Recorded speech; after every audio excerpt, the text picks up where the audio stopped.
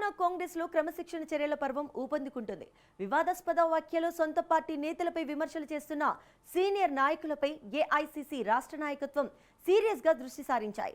ముఖ్యంగా ముఖ్యమంత్రి రేవంత్ రెడ్డిని నేరుగా టార్గెట్ చేస్తున్న నేపథ్యంలో మంత్రి కొండ సురేఖకు కేబినెట్ నుంచి ఉద్వాసన తప్పదనే ప్రచారం రాజకీయ వర్గాల్లో జోరుగా సాగుతుంది. అదే సమయంలో చిన్నారెడ్డి, కోమటిరెడ్డి, రాజగోపాల్ రెడ్డిల వ్యవహారాలపైన అధిష్టానం కఠిన చర్యలు సిద్ధమవుతున్నట్లు స్పష్టమవుతుంది. ముఖ్యమంత్రి రేవంత్ రెడ్డి విదేశీ పర్యటన నుంచి రాగానే మంత్రి సురేఖపై వేటు పడనుందా? కాంగ్రెస్ పార్టీలో వరుసగా క్రమశిక్షణ చర్యలతో అధిష్టానం ఎలాంటి సంచలన సందేశం ఇవ్వబోతోంది? Let's watch the story.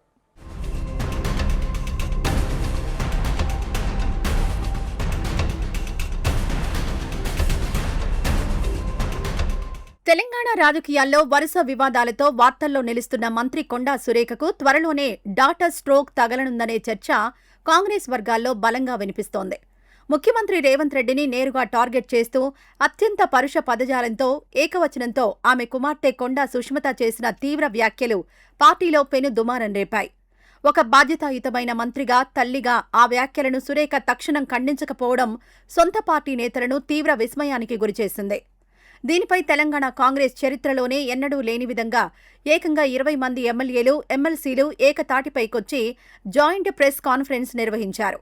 Sushmita కామెంట్ల వెనుక ఖచ్చితంగా మంత్రి కొండా సురేఖ ప్రోత్సాహం ఉందన్న అనుమానాలను వారు బహిరంగంగానే వ్యక్తం చేశారు.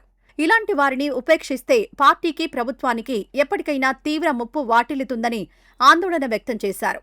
సురేఖను తక్షణమే మంత్రివర్గం నుంచి బర్తరఫ్ చేయాలని, పార్టీ పరంగా అత్యంత కఠిన చర్యలు తీసుకోవాలని ఆ 20 మంది ఎమ్మెల్యేలు పార్టీ అధిష్టానాన్ని ముక్త కంఠంతో డిమాండ్ చేశారు.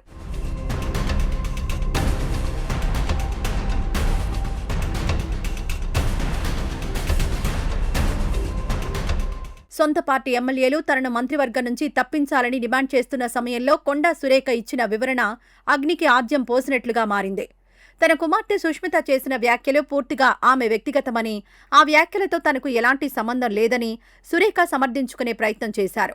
ఆ కారణంతో తనకు ఎలా షోకాజ్ నోటీస్ ఇస్తారని, దాన్ని వెంటనే ఉపసంహరించుకోవాలని ఆమె ఎదురు దాడికి దిగడం అధిష్టానానికి తీవ్ర ఆగ్రహం తెప్పించింది.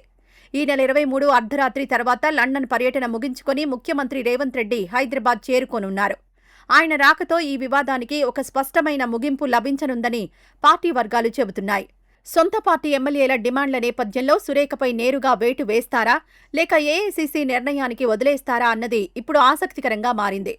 కీలకమైన మంత్రి బాధ్యతల్లో ఉంటూ ముఖ్యమంత్రిపై చేసిన వ్యాఖ్యలను సమర్థించేలా వ్యవహరించిన సురేఖపై చర్యలు తీసుకోకపోతే భవిష్యత్తులో మరింత మంది యాంటీ సీఎం స్వరం వినిపించే ప్రమాదం ఉందని పార్టీ నాయకత్వం బలంగా భావిస్తోంది.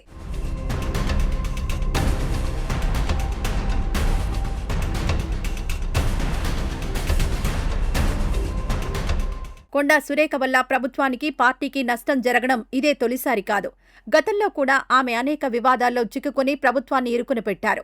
దేవాదాయ శాఖ కమిషనర్తో ఎమ్మెల్యే కడియం శ్రీహరి భేటీ అయిన వ్యవహారంలో మంత్రి సురేఖ చేసిన రచ్చ పార్టీలో వివాదానికి దారితీసింది. ఆ సమయంలో ఆమె ముఖ్యమంత్రికి, రాష్ట్ర వ్యవహారాల ఇన్ఛార్జ్ మీనాక్షి నటరాజన్కు స్వయంగా వివరణ ఇచ్చుకోవాల్సి వచ్చింది. ఆ తర్వాత సినీ నటుడు అక్కినేని నాగార్జున కుటుంబం విషయంలో ఆమె చేసిన అత్యంత వివాదాస్పద వ్యాఖ్యలు జాతీయ స్థాయిలో ప్రభుత్వ ప్రతిష్టను తీవ్రంగా మసకబార్చాయి. ఇన్ని అవకాశాలిచ్చినా ఆమె తీరు మారకపోవడంతో ఇకపైనా ఇలాంటి వివాదాలకు శాశ్వతంగా ఫుల్ స్టాప్ పెట్టాలంటే ఆమెను మంత్రివర్గం నుంచి తొలగించడమే ఉత్తమమైన మార్గమని పార్టీ సీనియర్లు భావిస్తున్నారు. ఈ వ్యవహారంలో ఏఐసీసీ కూడా పీసీసీ నుంచి పూర్తి నివేదిక తెప్పించుకుంది. మంత్రివర్గం నుంచి ఆమెను తప్పించడానికి ఢిల్లీ స్థాయిలో దాదాపు గ్రీన్ సిగ్నల్ లభించినట్లు సమాచారం. సీఎం రాకతో దీనిపై అధికారిక ప్రకటన వెలువడే అవకాశం స్పష్టంగా కనిపిస్తోంది.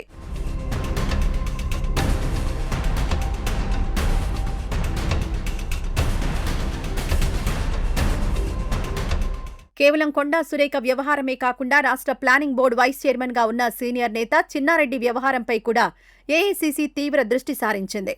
వనపర్తి ఎమ్మెల్యే మేఘారెడ్డికి వ్యతిరేకంగా చిన్నారెడ్డి పదే పదే బహిరంగ విమర్శలు చేయడం పార్టీ అధిష్టానాన్ని ఆగ్రహానికి గురిచేసింది. అంతర్గత ఫోరంలో చర్చించాల్సిన విషయాలను రచ్చకెక్కిస్తున్న ఆయనకు ఇప్పటికే తెలంగాణ పీసీసీ క్రమశిక్షణ కమిటీ షోకాజ్ నోటీస్ జారీ చేసింది. చిన్నారెడ్డి ఖచ్చితంగా పార్టీ లైన్కు భిన్నంగానే మాట్లాడారని కమిటీ ఒక స్పష్టమైన అభిప్రాయానికొచ్చింది. ఇదే సమయంలో ఎమ్మెల్యే మేఘారెడ్డి స్వయంగా ఢిల్లీకి వెళ్లి ఏఐసీసీ చీఫ్ మల్లికార్జున ఖర్గేను కలిశారు. చిన్నారెడ్డి వ్యాఖ్యలతో పార్టీకి జరుగుతున్న నష్టాన్ని వివరించి ఆయనపై తక్షణమే సస్పెన్షన్ వేటు వేయాలని విజ్ఞప్తి చేశారు. సీనియర్ నేతగా ఉంటూ క్రమశిక్షణ తప్పుతున్న చిన్నారెడ్డిపైన త్వరలోనే ఉద్వాసన వేటు పడే అవకాశం ఉందని, ఆయనను ప్రణాళికా సంఘం ఉపాధ్యక్ష బాధ్యతల నుంచి తప్పించడం లాంఛనమేనని కాంగ్రెస్ వర్గాల్లో ప్రచారం జరుగుతోంది.